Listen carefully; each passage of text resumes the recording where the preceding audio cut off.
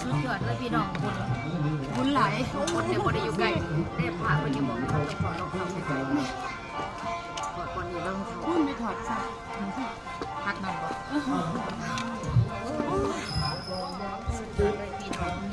มาเด้อมาเอาบุญกันเด้อวัดเรากำแพงเด้อตอนนี้กำลังปีนขึ้นไปเอาบุญสมซื้อเขา สมชื่อแพงกันเห็นบ่เนี่ยสองขางจะเป็นกระแพงกันไปสิตนล็อกไปไหนก็ไม่ได้นี่แหละของคนจะแพงกันจะแพงกันเพื่อก็ได้ดึงกันขึ้นไปเอาพี่น้องโอ้ยนี่ระบุญนะไม่ได้แม่นว่าสิได้ง่ายๆเด้เอาไว้ไปทั้งบุญเอาหลังเอาไว้ในหอดเด้อขึ้นไปเรื่อย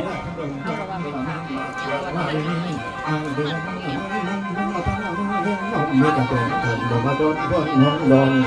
นึกเอาหลักก็ดังตุกเป็นเมืองเทียนมีทำไม่ไปตุกหูนั่นละนึกไปเล่าหนึ่งทำไปกับอีกหนึ่งดีต้องทำใจมั่วลิอะไรมั่วลิมันถึงไปวันนั้นมันยอมเลยตอนอยู่ทางอันลากระเจกระจนทุกเมืองเลยกันรออีกคนจากตรงนั้นลัดไปพื้นสูงอยู่กองกำลังขาคนนางหลายคนนางหลายอยู่ที่หลังดินเป็นเรื่องเสียงดี